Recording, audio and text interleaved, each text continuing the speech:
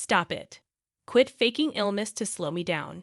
You're just a housewife. My husband, Matt, brushed off my hand as I struggled, feeling unwell, and stormed out. I'd always thought marriage meant sticking together through thick and thin, but Matt left me hanging. Despair echoed in my mind as I started to black out. Someone unexpected reached out to help me in that moment. I'm Michelle, 32 years old. I tied the knot with my husband, also 32, a year ago, and we've been living a regular life since we met at work. He supported my decision to keep working after marriage.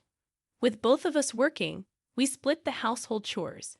But since my husband wasn't great at chores, I ended up asking him to handle only the easy tasks. Surprisingly, he pitched in without complaint, so I had no complaints about our marriage. Then one day, after dealing with some minor health issues, I went to the doctor and got the surprise of my life. Congratulations. You're about 7 weeks pregnant, the doctor announced. My husband and I shared our excitement. I'm going to be a dad. It's hard to wrap my head around it, but I'm sure it'll sink in gradually. We chatted, looking forward to the future. I believed a happy life awaited us, but reality turned out differently. Hey, what's for dinner? It's your turn, right? And the bathroom needs cleaning too. My husband reminded me. I'm sorry. I felt terrible today and couldn't do anything. I replied, battling severe morning sickness, constant nausea, and struggling to even stand.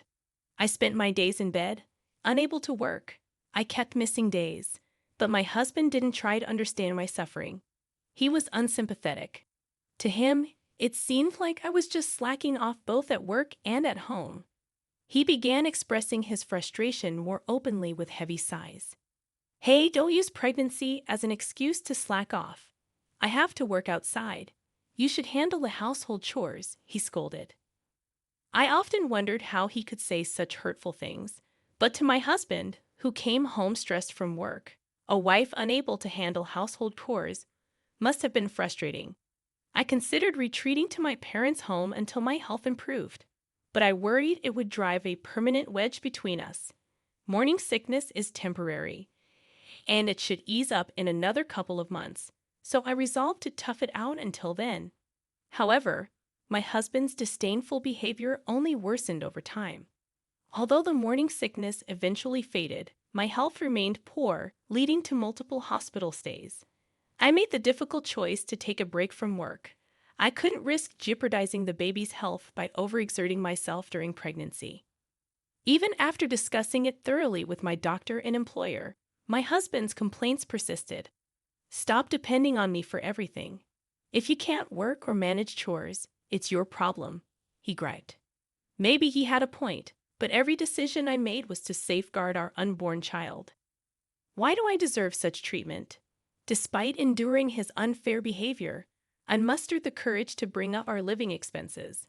My sick pay isn't much. Could you chip in more from your salary? But he remained indifferent. Why should I have to cover your expenses too? Doubts about my future with this man crept in, and my anxiety grew with each passing day. I had hoped that getting pregnant would bring positive changes, but everything seemed to go wrong instead. The final blow came from my mother-in-law, Mary. Michelle, how are you feeling? She asked me one day. Mary had raised my husband single-handedly after divorcing when he was young. She's a caring and active person who has always treated me with kindness. But then she said something that struck a nerve. It's important to stay active during pregnancy. Matt must find it tough to handle chores while working, so you should do your part. Mary's words hit me like a tidal wave. I know she means well. She's been through childbirth herself and has valuable experience. But in that moment, all I could hear was, stop being lazy. Handle all the chores if you're not working. It only made things worse. You're absolutely right, I replied, pretending to agree. I had considered opening up to Mary about my husband's unfair treatment, but her lack of understanding left me feeling even more alone. If you need anything, just let me know, Mary said before ending the call. But I was left feeling unsettled and unresolved. Then came the breaking point. I woke up that morning feeling feverish, battling aches and occasional waves of nausea. Despite my condition, I pushed through and managed to prepare breakfast for my husband. But as I collapsed onto the couch, he looked at me with disdain and remarked, "You don't need to exaggerate how difficult it is." After he left for work, my health took a turn for the worse, and I realized I wouldn't be able to muster the energy to cook dinner. Should I order takeout? I pondered. No, money's tight. I reminded myself. The funds my husband provided barely covered our expenses, and I found myself dipping into savings every month. With the looming medical costs of childbirth, I worried about our financial stability. Summoning the courage, I called my husband. "I'm really not feeling well today. I'm sorry, but I can't manage dinner. Could you grab something on your way home?" His response cut deep. "What? What are you talking about? You're just a housewife." "But I really can't move. If it's shopping, you should handle it.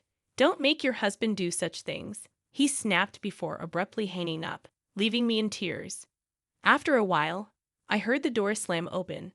My husband had returned. "Hey, Matt, what about dinner?" I asked weakly. "I'm heading out for drinks. I'll eat out." "Don't eat dinner?" he dismissed. Feeling feverish and barely able to stand, I pleaded, "I'm really struggling today. I wish you could stay with me." But he brushed me off, saying, "Stop it. Don't get in my way. You're just a housewife. You're probably just faking it as usual," before storming out. Too drained to move, I collapsed at the entrance, silently begging for help in my mind. But the empty house offered no solace. Then, from a distance, I heard a familiar voice calling out to me through the haze of my consciousness, "Stay with me." Who could it be? My consciousness slipped away. When I regained awareness, Mary was by my side, her expression filled with concern as I lay in a hospital bed. "Michelle, oh, thank goodness you're awake," she said with relief. Mary had found me collapsed at home and called an ambulance. "Don't worry, the baby is fine. I'll call the doctor," she'd assured me before quickly leaving the room, wiping away her tears. The doctor informed me that I had severe anemia along with a seasonal cold, which posed risks for the baby. Despite feeling feverish, I was shocked to hear that I had a high fever upon arrival at the hospital. "But how?" Mary questioned me, explaining that she had come over to reprimand me for supposedly slacking off on household chores. After hearing constant complaints from my husband, she decided to check on me and found me collapsed at the entrance. "I'm sorry. I acted harshly without listening to your side," Mary admitted, expressing regret for her earlier judgment. However, there was another reason for her visit. "I wanted to thank you for the gift. That red cardigan suits you so well." It had been Mary's birthday last week, and since I got married, I made sure to send her gifts on both Mother's Day and her birthday. Aware of her increasing sensitivity to cold as she aged, I chose a cardigan this year, stylish yet practical, reflecting her youthful spirit. "I remembered every word you've said, and I truly appreciate the thoughtful gift," Mary acknowledged, her voice trembling with emotion. "I had begun to wonder if you were truly as lazy as my son claimed," she confessed, tears welling up as she apologized for the misunderstanding. "It's all right. I've been wanting to talk to you about my husband, but it's been difficult to find the words," I confessed through tears to Mary. Having her by my side brought some relief to my heavy heart. As we both shed tears, Mary's expression turned to one of fiery anger. "That man, my own son, is unforgivable for letting his pregnant wife suffer like this," she exclaimed, her lips trembling with fury as she tightly clutched her handkerchief. "Michelle, what do you plan to do about your relationship with him?" When I shared my honest thoughts, Mary nodded in solidarity. "I'm here for you, always by your side," she affirmed, her supportive words giving me the courage to take action. After spending a week in the hospital, I was discharged with Mary by my side. Not once did my husband reach out to me during my stay. At that point, I was beyond caring. Upon returning home, I was hit by a repulsive odor, despite having been gone for just 4 days. "What's that smell?" "It's like living with a wild animal," Mary remarked, almost eliciting a chuckle from me, though I held it back. The stench was indeed unbearable. My husband lay sprawled on the living room couch, snoring loudly with drool dribbling from his mouth. "Wake up, you foolish son!" Mary's voice echoed through the room, startling my husband awake instantly. "Huh, Mom, you—" My husband began to protest, but Mary cut him off sharply. Michelle was in the hospital. "What's with this mess? Even a zoo would be cleaner." Mary's observation hit home. In just a week, our home had descended into chaos. Empty beer bottles and food scraps cluttered the sink, damp towels and underwear were strewn about, and the floor was sticky with spilled substances. "It's worse than a zoo. What kind of life have you been living?" I muttered, earning a glare from my husband. "Don't act all righteous. This is all because of you. Even a baby wouldn't create such a mess. You can't do anything on your own, can you?" I stated calmly, recognizing the truth in my words. Reflecting on it, I realized that I had managed the cleaning and laundry quite efficiently when I was at home. It had never resembled a zoo enclosure, and I had never imagined my husband would be so inept at managing life. "Why did you leave, Michelle, and go out?" Mary's imposing presence silenced my husband completely. I couldn't help but think that men always seem to cave in when faced with their mothers, regardless of their age. It's not like that. She was just being childish, telling me not to go out drinking. "Are you suggesting that Michelle, with her high fever and pale face, was faking it? Are you out of your mind?" Even Mary, usually composed, was now scolding him loudly. My husband remained silent, his glare directed at me. I could almost hear his inner voice accusing me of tattling. Then he muttered resentfully, "Don't get ahead of yourself. I've been supporting you all this time." In the past, his words might have intimidated me, but not anymore. "Fine then, I don't need your support anymore. I'm prepared for that. What I'm saying is, I don't need you anymore." What wife would want to stay with a grown man who couldn't take care of himself? I had reached my breaking point with my husband. His verbal abuse was intolerable, something that perhaps could have been resolved through discussion. However, he had crossed another line by leaving me with a high fever to go out for drinks. As his wife lay in the hospital, he transformed our home into a den of filth, failing miserably at the responsibilities of both a husband and a father. "And what were you really doing, suddenly going out for drinks?" I demanded, fixing him with a stern glare. My husband visibly flinched, a comical reaction considering the seriousness of the situation. "That's none of your business," he retorted defensively. "No, it is my business. I'm your mother. I have every right to know. Tell me the truth," Mary asserted firmly, causing my husband to tremble with panic. "If you won't confess, should I present the undeniable evidence?" "Evidence? What do you mean?" His complexion paled as realization dawned on him. "Yes, confess now. You're only making it worse for yourself." Under Mary's unwavering interrogation, he finally hung his head in shame and admitted, "I'm sorry." In essence, he had been having an affair with a coworker since I became pregnant and managing household chores, and his responsibilities became too much for him to handle. "What's her name? Which department? How often did you meet each week?"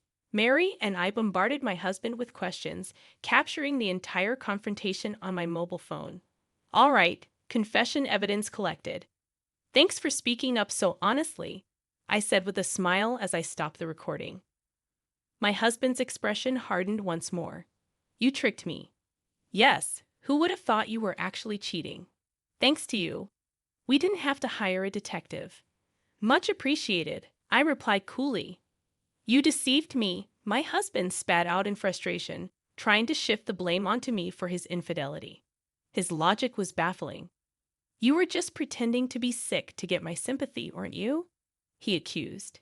"It's mutual, not even close," I retorted, feeling increasingly despondent as he refused to acknowledge his own faults. Mary let out a deep sigh and muttered, "Selfish, tyrannical, always making excuses. You're just like your father, whom I divorced, you know that?" Dad." My husband was taken aback by Mary's unexpected revelation. "That's true," he admitted quietly, his resentment towards his father resurfacing. His father was infamous for causing trouble when drunk, but my husband never imagined he'd be compared to him. I never got drunk and caused a scene, he protested. But Mary was referring to something deeper. Your father also abandoned me during my pregnancy to go drinking, remember? Sons often mirror their fathers.